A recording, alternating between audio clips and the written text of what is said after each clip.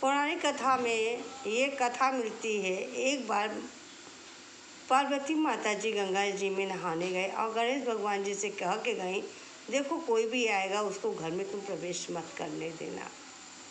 गणेश जी ने कहा, ठीक है माता, मैं ऐसा ही करूँगा। उसके बाद वो गंगा जी चली गई। गणेश भगवान जी वहीं घर के बाहर खड़े होकर खेल रहे थे। इतने में वहाँ भोले बाबा आ गए और उन्होंने क्या किया, घर में प्रवेश करने का कोशिश किया। तब गणेश भगवान ने वहीं उनको रोक दिया और कहा, नहीं, मेरी माँ ने मना किया है किसी भी को घर में ना जाने दिया जाए। फिर क्या था, शंकर भगवान जी ने अपना रुद्र रूप धारण किया और उनके आगे तो किसी की चलती नहीं है। उन्होंने क्या किया, गणेश जी का ने से कहा, नहीं, हमको घर में जाने दो, मैं घर में जाऊंगा। लेकिन गणेश जी भी अड़ गए, बोले नहीं, मैं अपनी माता की आज्ञा का पालन कर रहा हूँ, मैं आपको घर में नहीं जाने दूंगा। इसके बाद तो बात बिगड़ती ही चली गई। शंकर भगवान ने रुद्र रूप धारण किया और अपने हाथ में जो त्रिशूल लिया था उससे उन्होंने गणेश जी का सर धड़ से अलग कर दिया। अब तो कुछ कहा ही नहीं जा सकता। उनके अंदर भी मोह और रुद्र दोनों ही समा गया था। इतने में ही माता पार्वती जी गंगा जी से नहा के आके देखी। तब दरवाजे के सामने जब उन्होंने देखा गणेश जी भगवान का सर धड़ से अलग है, वह खूब रोने लगी और कहने लगी, मेरे पुत्र का ये हाल किसने किया है। तब शंकर भगवान उनके सामने आके बोलने लगे, ये काम मैंने किया है। मैं अपने क्रोध को नहीं बर्दाश्त कर पाया, जैसा कि ये बेटा बोल रहा था कि मेरी माँ ने मना किया है। अब पार्वती जी को तो दोनों का मोह था, उधर शंकर जी का भी और इधर अपने गणेश भगवान जी का।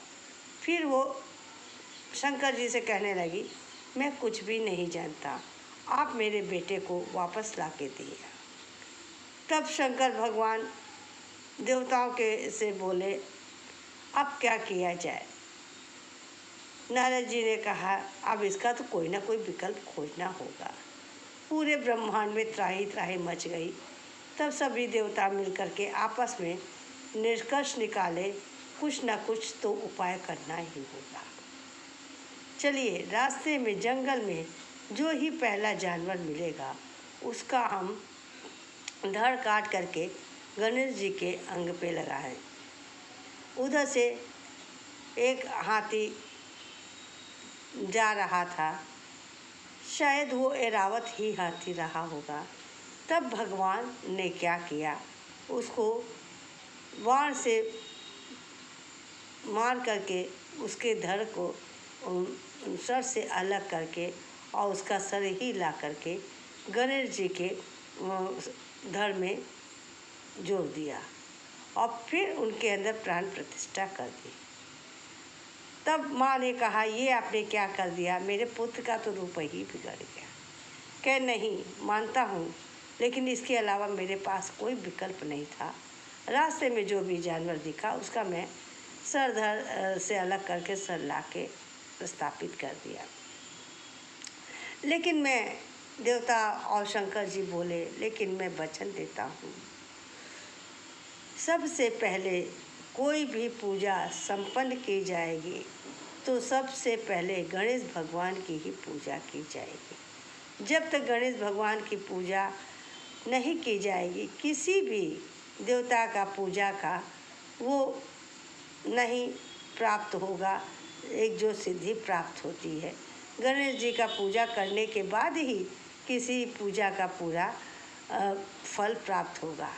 इसीलिए सबसे पहले गणेश भगवान जी की ही पूजा की जाती है।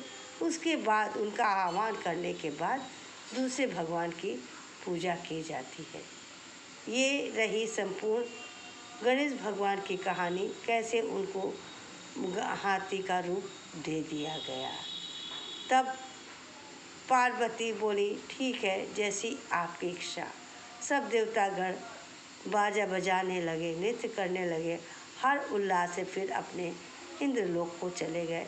इसीलिए सबसे पहले पूजा में गणेश जी का रख कर गणेश जी का आह्वान करके ही सब पूजा संपन्न माना जाता है। रीता टेस्टी चैनल आज सबको यही सब बता रही हैं कि गणेश जी की घटित घटना क्या है।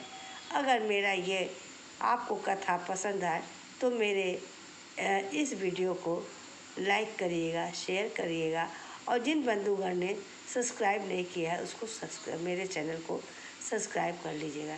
इसमें आपका थोड़ा समय ज़रूर लगता है, लेकिन इसमें कोई मूल्य तो नहीं लगता है। इससे हमको एक नई दिशा मिलती है कि हमारे यूट्यूबर मेरा कितना ध्यान दे रहे हैं। आप लोग को आज धनतेरस की बस को सबकी शुभकामना है। भगवान सबके घर में अच्छे से राजी खुशी से धनतेरस मनाए और सबके घर में धन की लक्ष्मी की वर्षा हो। एक बार पुनः मैं आप सबको धनतेरस की बधाई देती हूँ। धनतेरस की बहुत बहुत शुभकामनाएं सभी को।